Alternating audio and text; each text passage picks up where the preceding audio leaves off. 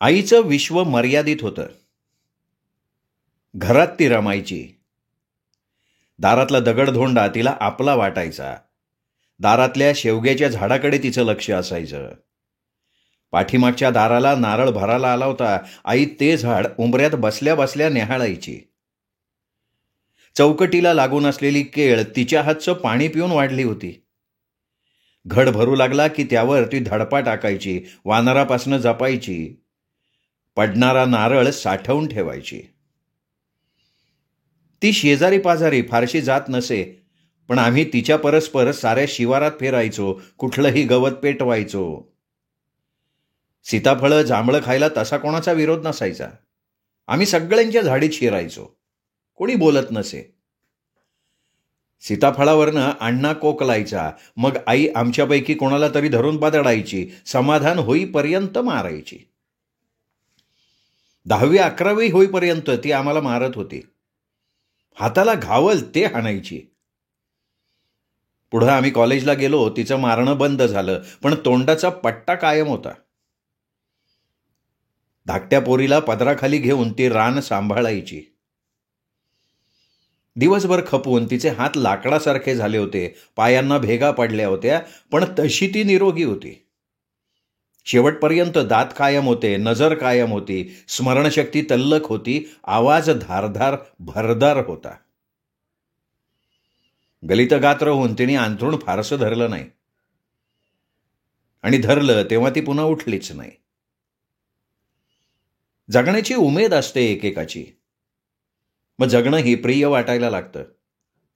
मर्यादित गरजाही सुखावून जातात. ताटवाटीपुरता हात फिरत राहतो.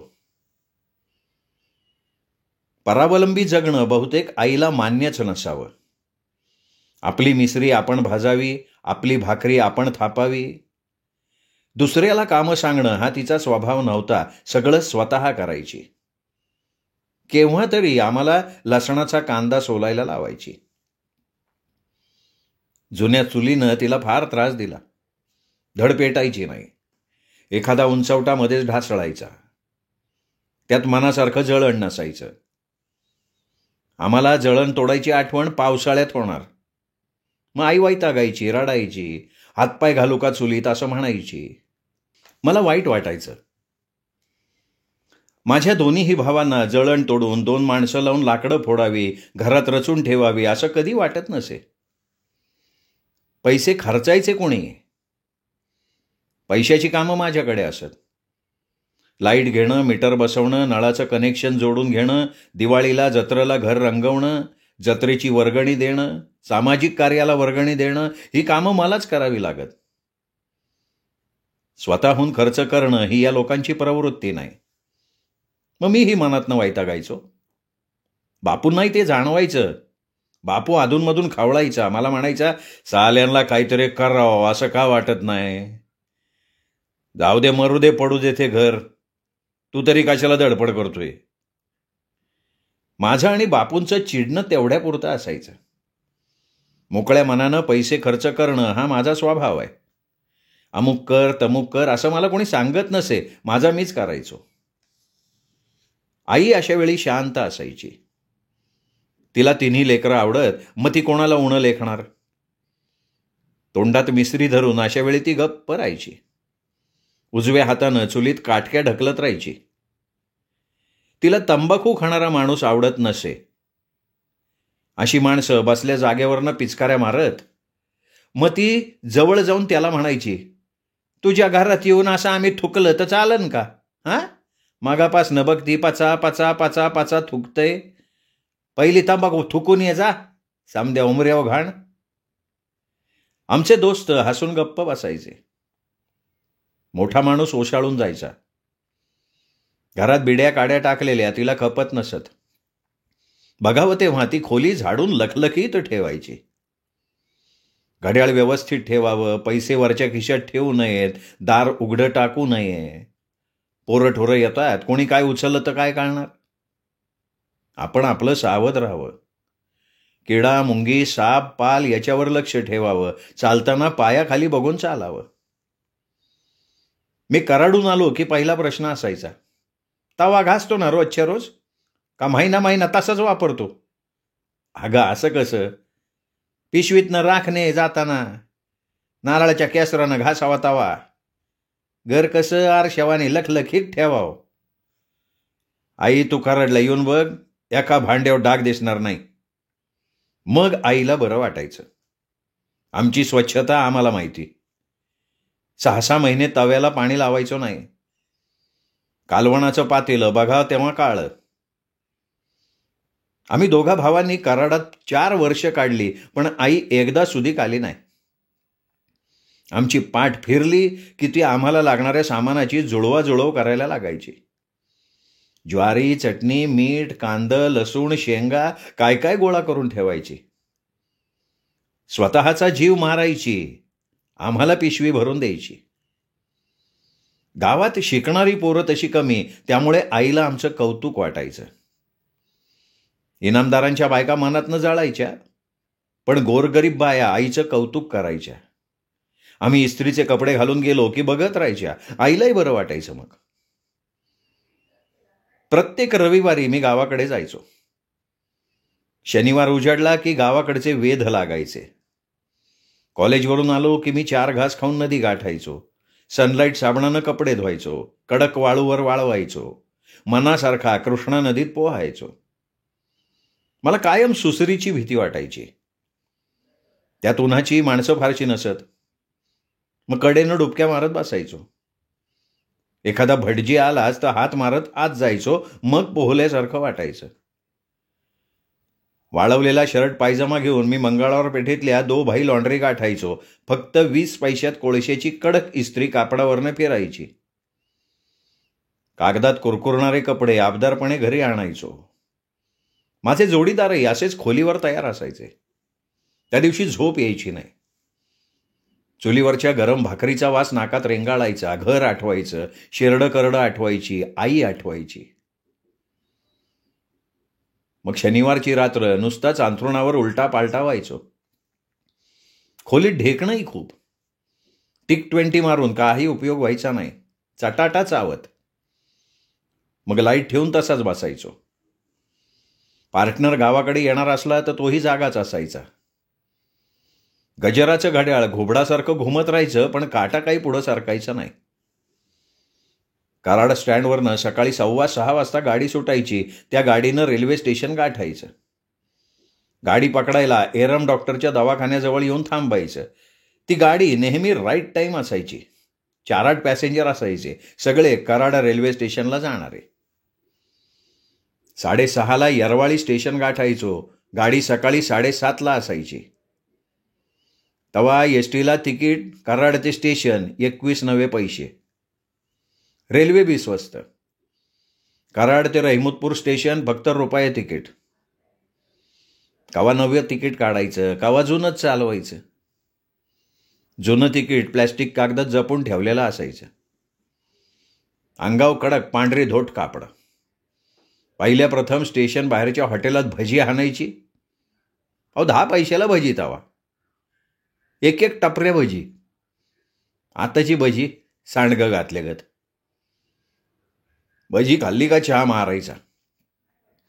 हातातली 2 पुस्तकं असलेली पिशवी सावरत धाकट्या बहिणीसाठी शेव चिवडा घ्यायचा. मग स्टेशनवर फिरत बसायचं. सिनेमाची पोस्टर वाचत.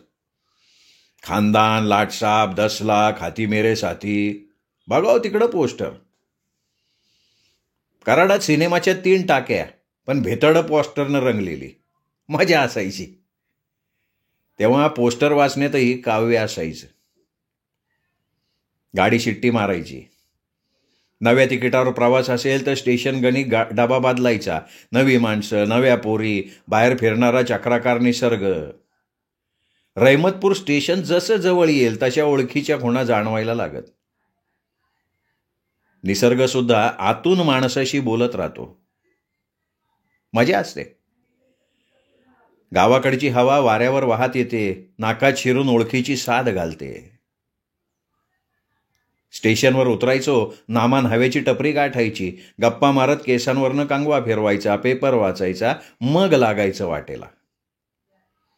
अरुंद वाट, तार समांतर गेलेली. पिशवी सावरायची. घर गाठायचं. आता सकाळचे 10 वाजायला आलेले असत. मला पाहून आई खुश व्हायची, प्रकाशबद्दल चौकशी करायची.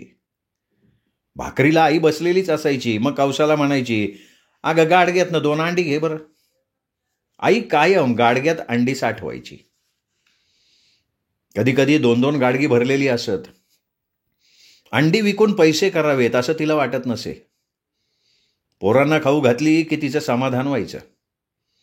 हातावर शेव चिवडा पडला की कौसा हरकायची. मग पुस्तकात तोंड खुपसून बसून टाकायची. आलकट पालकट घालून मी आई समोर बसायचो. जर्मलच्या ताटात गरम भाकरीवर अंड्याची पोळी घेऊन खायचो. कराडातल्या गमती जमती सांगायचो.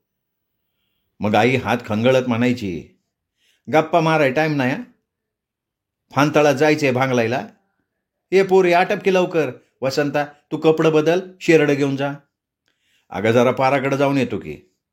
इस्त्रीची कापडं आहे, जरा गावाला दावली म्हणजे बरं वाटतं मला बी. मी पारावर 10-5 मिनिटं बसायचो. मग दोन्ही देवळं फिरून घरी यायचो. आई भाकरी बांधून पाण्याची चरवी घेऊन तयार असायची. दोघी रोजगाराला जायच्या. मला वाईट वाटायचं. कवा कवा मी खुरपं घेऊन जायचो. नाहीतर दिवसभर शेरडं राखत फिरायचो. शेरडं राखायची बी एक नशा असत्या. गळ्यात फाटका टावेल घ्यायचा, खांद्यावर कुऱ्हाड टाकायची, मोकळी रानं बघून शेरडं चारायची. बोरीचं बाबळीचं ढापं पाडायचं. मग बसायचं आरामात पुस्तक वाचत. सगळी रानं रानवं मला तोंडपाठ. कुठल्या बेचकांडात शेरडं सोडल्यावर निवांतपणा मिळतो हे सर्वांना माहीत झालेलं. सकाळी 11 वाजल्यापासून संध्याकाळी 5 वाजूस्तवर रान आणि आपण. जणू सगळं शिवारच आपला सोबती झालेलं. त्या काळात आजच्यासारखी ऊसाची लागण झाली नव्हती रानांना. पहिलं पीक हातात आलं की रानं मोकळी होत. ज्यांना रब्बी पिकं हवी असायची ती माणसं पहिले 4 महिने रान मोकळं ठेवत. मशागत करून उत्तरा नक्षत्राची वाट पाहत सप्टेंबर महिन्याच्या 3-4 आठवड्यात ते कोसळायचं. मग शेतकऱ्याला पांढऱ्या भाकरीची चाहूल लागायची. मग कुरी करकरू लागे. 5-25 एकरांच्या डवंग्यात कुठंतरी एखादं शाळवाचं रान दिसायचं. ओयासिसहून चमकायचं. पाखरं मग वासावर फिरत.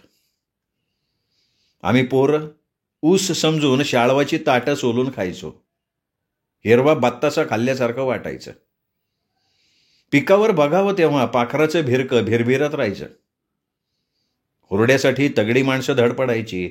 मग नवं वर्ष सुरू होताना जागोजाग आकट्या पेटायच्या, कणसं फुलायची, हाताहातावर हुरडा रगडला जायचा. येता जाता पोरी बाळी 4 दाणं तोंडात टाकायच्या. शाळू निघाला की सगळ्या गावचा रानपट्टा मोकळा व्हायचा. वाऱ्यानं चगाळ चोथा भिरभिरत राहायचा. मोकळ्या अंगानं शेळ्या गुरं फिरत राहायची. चगाळ चोथा टिपत राहायची. डोक्यावर फाटकी चिंदी सावरत पोरं उन्हातानात फिरत राहायची. त्यात मी पण असायचो. मजा असायची. शाळेत अभ्यास असा शेरडा मागवायचा. 4 भिंतीतल्यापेक्षा रानात मोकळेपणा वाटायचा. सगळं लक्षात राहायचं. संदर्भ पाठ व्हायचे. रानाच्या पाठीवरचं लेकरू मग रानाचं व्हायचं, पुस्तकांचं व्हायचं. मध्ये शेरडं झुकांडी देत. वाचनाच्या नादात शेळ्या कुठे पसार झाल्या कळत नसे. मग शोध मोहीम सुरू. पोटात काळजीनं खड्डा पाडायचा. मग अंदाज बांधायचे. रान रानवे, घायपाताच्या ओळी, बोराटी, बाभळी, टेकड्या पालथ्या घालायच्या. सूर्यकिरणासारखी नजर दूरवर फरफटत राहायची. दुसऱ्याची शेळी आपल्या शेळीसारखी दिसायची. कोकराचा पांढरा पट्टा लांबवर नजरेत भरायचा. जवळ गेल्यावर ते दुसऱ्याच कोणाचं तरी असायचं. गावंदरीपासनं पाणथळाच्या शेवटच्या टोकापर्यंत फिरणं व्हायचं. ओढे नाले पालथे घालायचे. शेजारच्या गावाच्या हद्दीपर्यंत भेडायचो. मग पुन्हा गावाकडं माघारी वळायचो. तेव्हा कोंडवाडे असत. ग्रामपंचायतींना हक्काचं उत्पन्न. शेरडं करडं गुरंढोरं चावडी समोरच्या वडाला बांधली जात. कोतवाल काठी घेऊन बसायचा. पाटील न्याय निवाडा करायचा. जनावरामागं रुपया दंड व्हायचा. आमच्या शेळ्या गाव पाटलानं अशा 2-4दा कोंडवाड्यात डांबल्या होत्या. आईनं गावापुढं पाटलाची फजिती केली. कोतवालाला तर लय शिव्या द्यायची. 1-2दा तिने दंड भरलाही असेल. पण अशा वेळी ती पड खात नसे. आवाज चढवून गाव जागं करायची. भाड्या, तुला माझी शेरड बरी गावली? उभं गाव जनावरं चारतंय, त्यांची गुरं बरी दिसत नाही तुझ्या माळ्यात. घरी पोरं बघून तारा देतोय रे. नवऱ्याला टपाल पाठवीन ना तर चांगला काटा बसवीन. कोंडवाडा भराय रुपये काय वाटेव पडल्या काय? अरे मांगटे, सरकारनं तुला कोतवाल केलाय ते काय दुसऱ्याची जनावरं वडून आणायला वय? तुला खाल्ला वाट वागळाने. सोड शेरड सोड. भर पाराव सगळ्यांची बेइज्जत. कशाला आमच्या शेरडाच्या नादाला कोण लागते? मग मी बी शेरड पळवत पळवत घरी आणायचो, एकमेकाला गुतवायचो. हे रामायण होईपर्यंत दिवस मावळलेला असायचा. घरी आल्यावर आई लय मारायची. एक तर कुठनं तरी भांगलून नाही तर कोणाची कंस बडवून चटणी कुठून आलेली असायची, वैतागायची. हाताला घावल ते धरून हाणायची. कधी कधी शेळ्या शिकवल्यासारख्या घरी येत. काही वेळेला त्यांना शोधून पाय दुखायचे, मग मी रडायचो. मावळतीकडं हात जोडून सूर्यनारायणाची प्रार्थना करायचो. शेळ्या गावाजवळच्या एका परड्यात सापडायच्या. कंटाळा कुठल्या कुठे पाळायचा मग. आता शेळ्याही नाहीत आणि आईही नाही. जमिनीतल्या मेकाही कुजून गेल्यात. कुलूप लावलेलं घरही आता थकल्यासारखं वाकून गेलंय. फुललेला शेवगा तेवढा सावली ढाळतोय, गरमेवर फुंकर घालतोय. अंगणात आता कुणीही नसतं. बेवारशी कुत्री मुटकुळी करून झोपलेली असतात. घराच्या जगण्याचे पदर ज्यांच्यात गुंतलेत ती माणसंच परागंदा झाली आहेत. शेळ्या गेल्या, कोकरं गेली, टिपू कुत्रा गेला, कितीतरी पाळीव मांजरं गेली.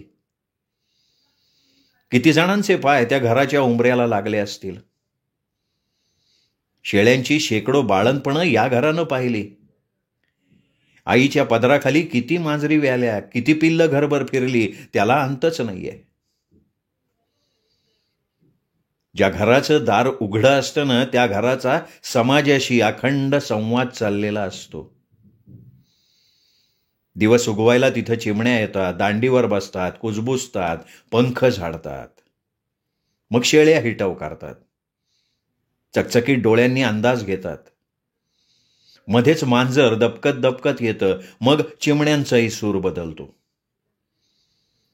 चोचीतून लयदार बोलणारी चिमणी आता खर्जात किरकिर करायला लागते. दांडीवरची रांग सावध होते.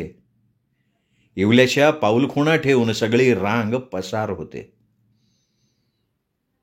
मग शेवग्यावर पोपट येतात, चिरचिरायला लागतात. हिरव्या पानावर खेळलेला कोकरांचा डोळा मग पोपटाच्या लाल डोळ्यावर खेळतो. डोळा डोळ्याशी बोलायला लागतो. मध्येच एखादं वानर येतं, झेप घेऊन घरावर चढतं. पोरांनी दगड मारतात, धसमुसळ्यागत पळत शेजारच्या शेवग्यावर, लिंबावर झेपावतं. घराच्या कडेनं सगळी झाडं. घर म्हणजे जणू हिरवी वस्ती. उन्हानं पेंगुळलेली पाखरं मग तिच्या हिरव्या पानात गडप्प होतात. शिरवळ पडलं की गुणगुणायला लागतात. सकाळ झाली की घरामागच्या लिंबावर पाखरांची चादर जमावायची. आता लिंबही वादळात कोसळला. घराची पाठभिंत डबघाईला आली आहे. खर्जेनं माखलेल्या रुग्णासारखी झाली आहे. मागच्या गटाराचं पाणी भिंतीत मुरतंय. सगळी चिकचिक. आई 17 वेळा म्हणायची, पाणी मुरतंय बाळानो भिताडात, तेवढा दर्जा भरून घ्या. भिताडं 17 ठिकाणी चिरडलीत. पाहिजे तर सिमेंटच्या पोत्याचं पैसे मी देते, घ्या की डागडुजी करून. अरे घर जाग्यावर येतं सगळं आहे. बापूसनी आता होत नाही र, नाही तर कशाला मिनत्या करते म्या तुमच्या. आई, तुझं शेवटपर्यंत कोणी ऐकलंच नाही. आई, तू स्वतःसाठी कधी साधी चिंधीही मागितली नाहीस. जे मागितलंस ते घरासाठी. एकाही कर्तबगार लेकानं तुझं ऐकलं नाही. शेजारच्या कोणीतरी 4-2 दगड खाली ढकलले होते. तू किती वेळा मला सांगितलंस की तेवढे 4 दगड वर घे.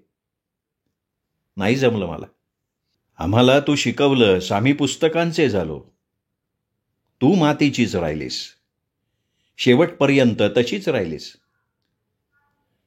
तुझ्या डोळ्यांसमोर घर दुरुस्त झालं असतं तर बरं झालं असतं.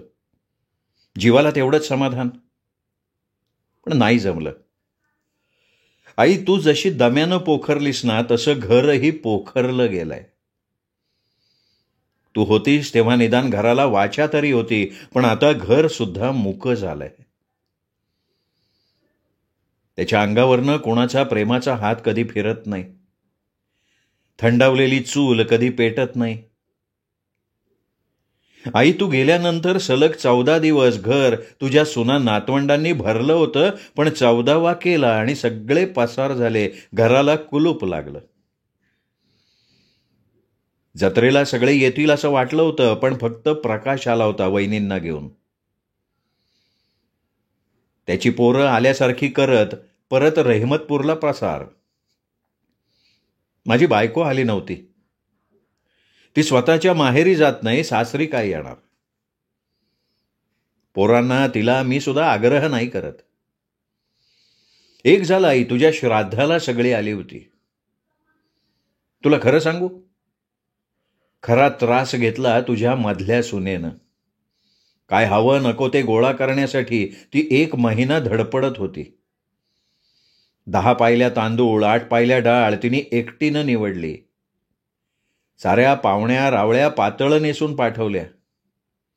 1760 वस्तू. मीठ, साखर, पत्रावळ्या, किराणा, तांब्या, पेले, काय सांगू तुला. मी असं भाषण देत फिरणारा. माझा हात काही घरातल्या कामाला लागला नाही.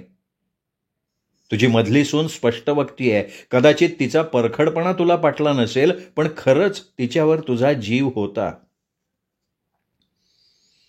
आई, तू सिरियस झालीस ना, तेव्हा मी नीरेला फोन केला. शेजारच्या दुकानात निरोप दिला. पोराजवळ 2000 रुपये देव पाठवून. तुला माहिती आई, 2.5-3 तासात ती स्वतः आली. तिच्या हातचा अंजीर खाल्लंस तू, तिच्याशी हसत बोललीस, पण मग पुन्हा तू काही खाल्लंच नाहीस. हळूहळू बोलणं खुंटलं, अबोल झालीस. खरं म्हणजे तुला सातारला न्यायचा माझा विचार होता. तुझे जावई होते जवळ. अंथरुणाला खिळलेल्या देहाची हडबड तरी किती करायची. आई, तुझ्या प्रत्येक आजाराचा मी साक्षीदार. मी आशावादी माणूस आहे. हा गुण तुझ्याकडनं घेतलाय मी. उपाशी पोटी गोळ्या खाऊन तुझ्या आतड्याचे कोयते झाले होते. तुला सात्विक आहार आणि मोकळी हवा हवी होती. मी आठवड्यातनं एकदा येणार. थोरला जवळ असून आळशी, धाकट्याला बोलवायला तार करायला लागते. जन्मदात्री आई. तिला भेटायला पगारातला 10वा हिस्सा प्रवास भाड्यापोटी घालवायला काय हरकत आहे. पण नाही यांना कळलं. त्यांचं कर्तव्य त्यांच्यापाशी. तू गेल्यापासून मी गावाकडे जात नाही. जत्रेला गेलो होतो, पण जत्रेचा मुख्य दिवस खायला उठला आई. प्रकाश आला कधी आणि गेला कधी माहीत नाही. कुस्त्यांचा फड मोडला, घरी आलो. घराला कुलूप पाहून प्रकाश रहमतपूरला परत गेल्याचं कळलं. मग दार उघडलं. आई, काय सांगू तुला, पोटात खळगा पडला होता ग.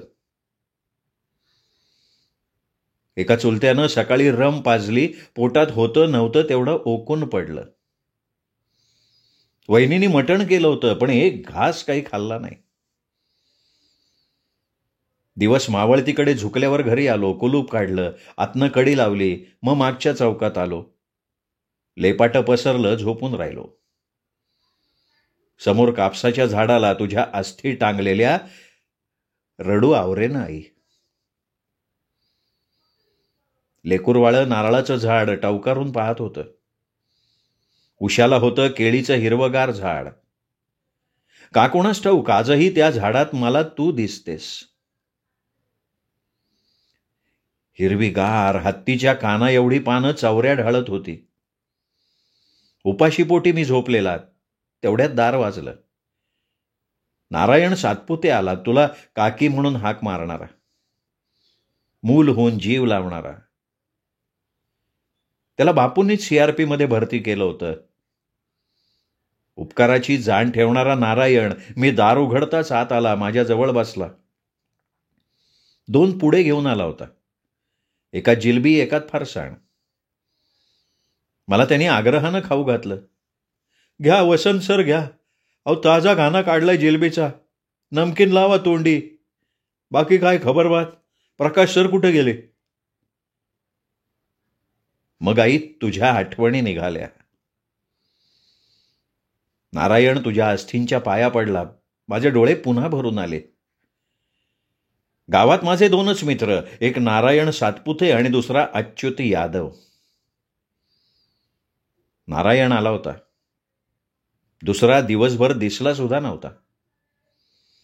नारायणनं माझ्या रिकाम्या पोटात 4 घास घातले आणि मगच गेला. श्रोते हो, हा होता भाग 10वा. भाग 11वा उद्या. तोपर्यंत नमस्कार मित्र.